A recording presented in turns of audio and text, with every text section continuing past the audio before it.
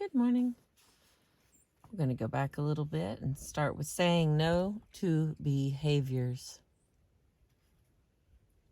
In international diplomacy, a key term is demandeur, French for asker. In any transaction, the question is who is doing the asking. When you say no to the other's request or demands, they are in the role of asker. But when you say no to the other's behavior, you are in the role of asker. Positive no takes a slightly different form when you are asking them for something. Here are some useful phrases for saying no to an inappropriate behavior. Stop. No. When you are setting a limit to behavior, the words of power are stop and no. In a case of sexual harassment, for example, stop is the operative word. Stop right there. I'm not interested and I do not want this to go any further. Clarity is important. You don't want the other to be in any doubt about what you are saying no to.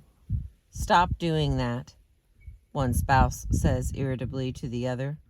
Stop doing what? Comes the reply. Stop doing what you're doing. You know exactly what I mean. No, I don't. The way forward is to be precise and operational in your language. Say, please stop looking at the newspaper when I am speaking to you.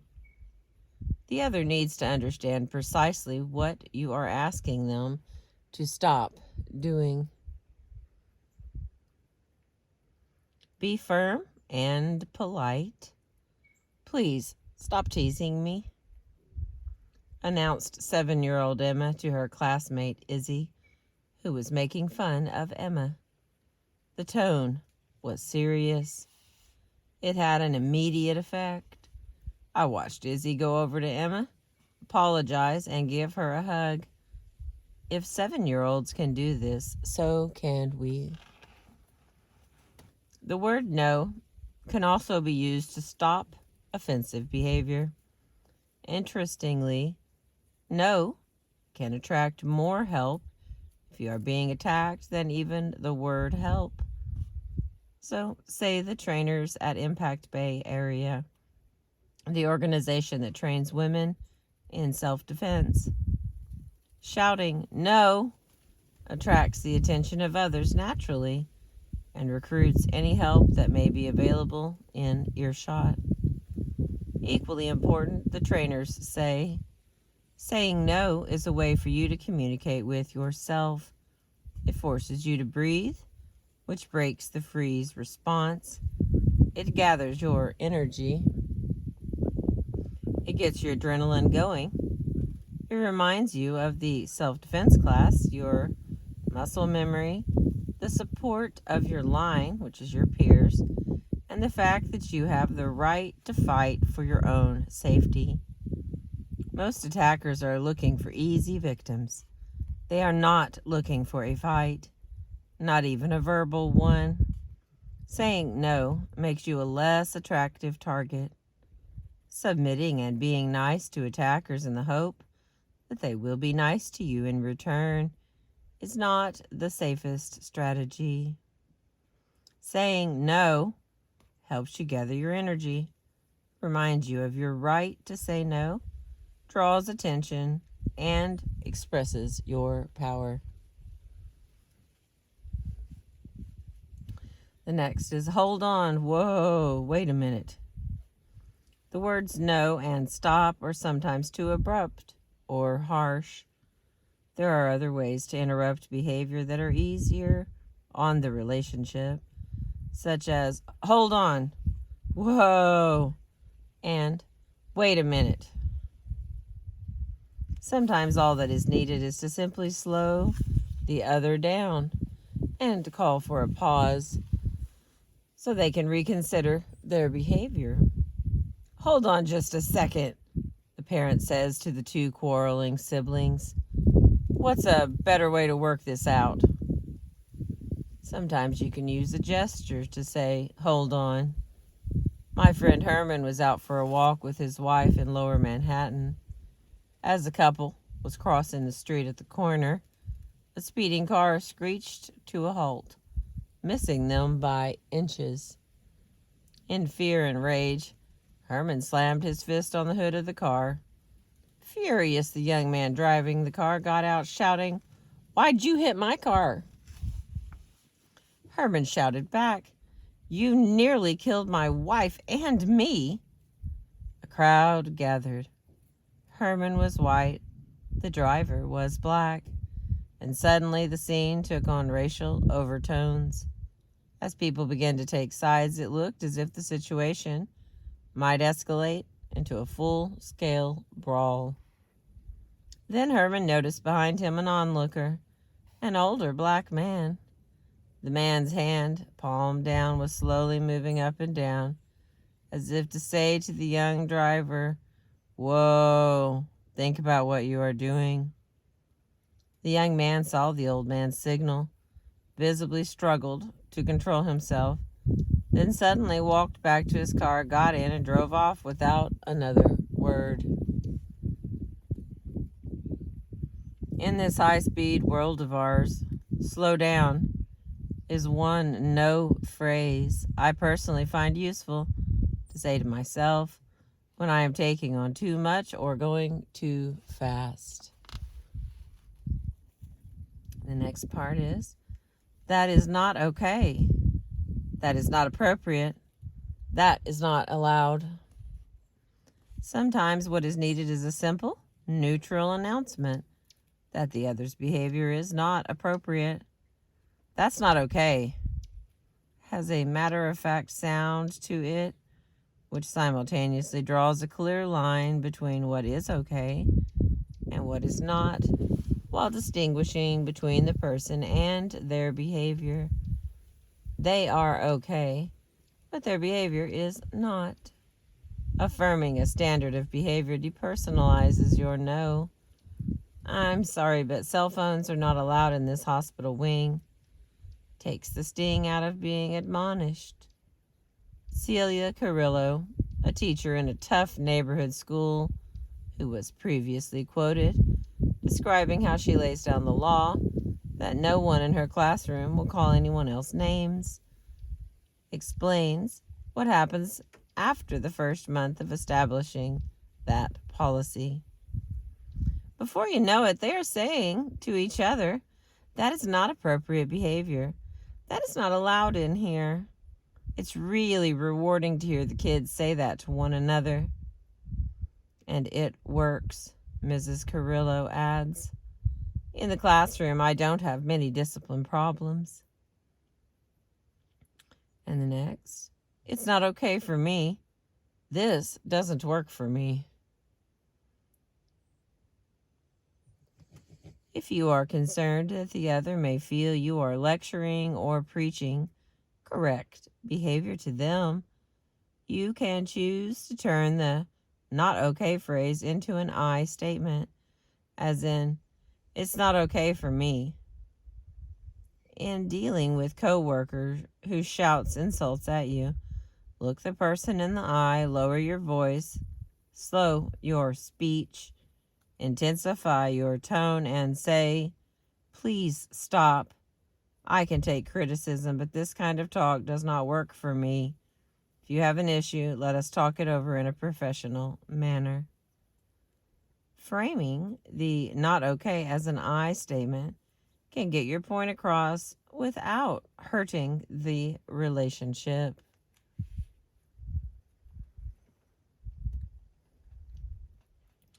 And the next, that's enough. Enough is an interesting word.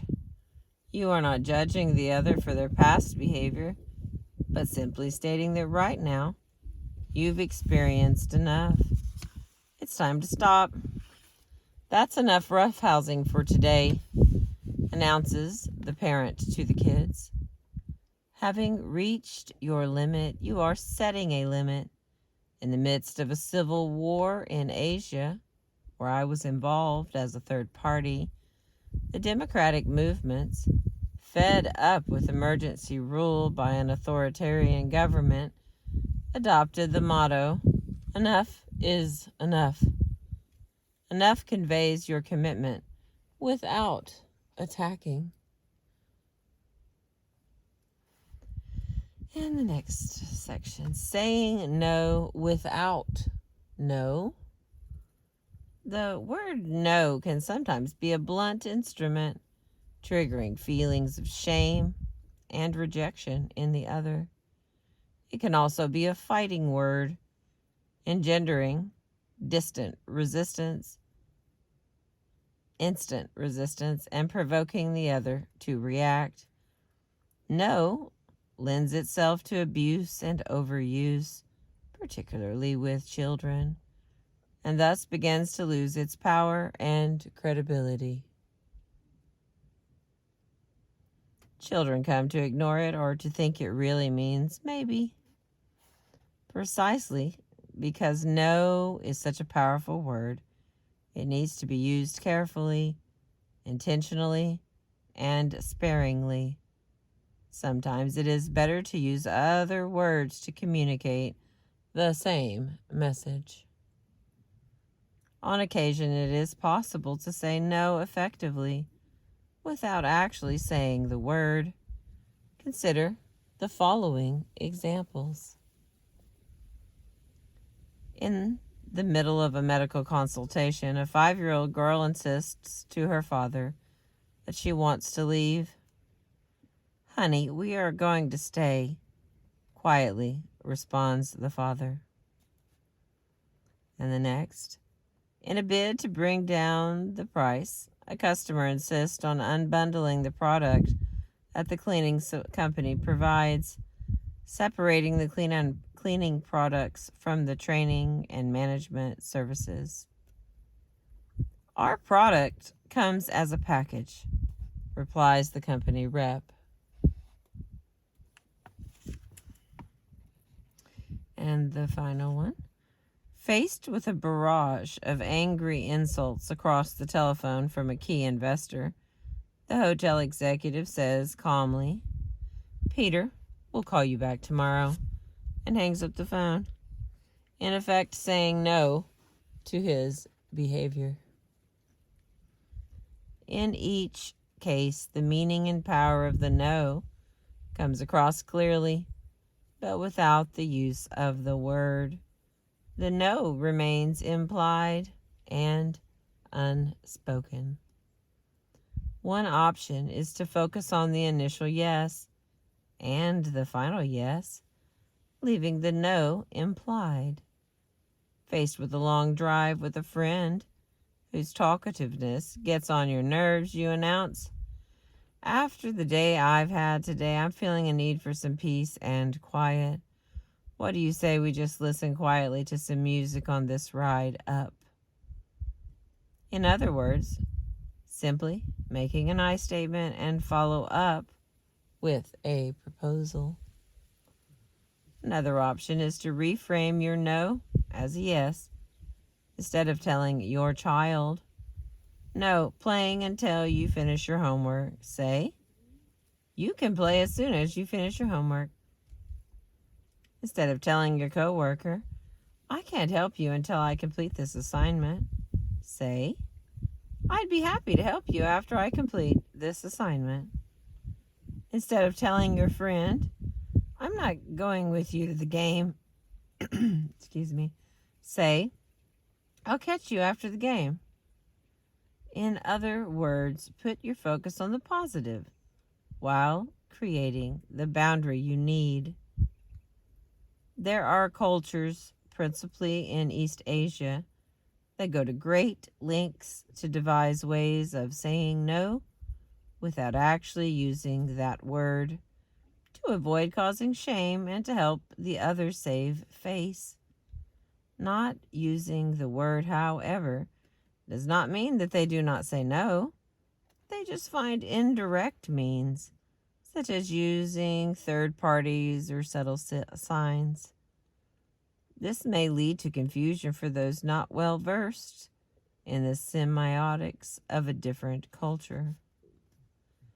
During some work I once did with a major U.S. automotive company, I heard the story of how one of the top executives paid a visit to South Korea and met with the president of a Korean auto manufacturer. The U.S. company at that point owned a 10% share of the Korean company, and the executive proposed to his Korean counterpart that they increase that share to 50%. That is not possible. Oh, my Lord. That is not impossible, replied the Korean executive politely. Parsing that response, the U.S. executive thought, that is not impossible means that it is possible. Upon his return to Detroit, therefore, he dispatched a top-level team to Seoul to negotiate the deal.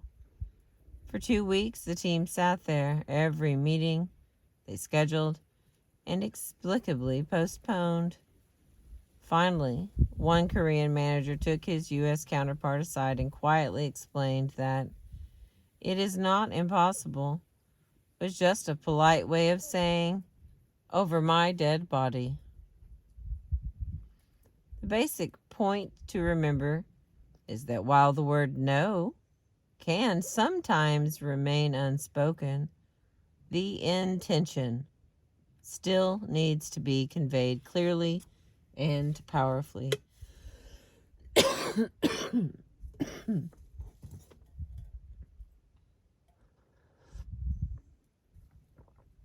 Excuse me. In the final paragraph of chapter 5, a shield of protection. If I had to sum up the art of the positive no in a metaphor, I would describe it as a shield of protection. A shield protects you and your yes without hurting the other. A negative no, by contrast, is a sword of rejection. It attacks without concern for relationship.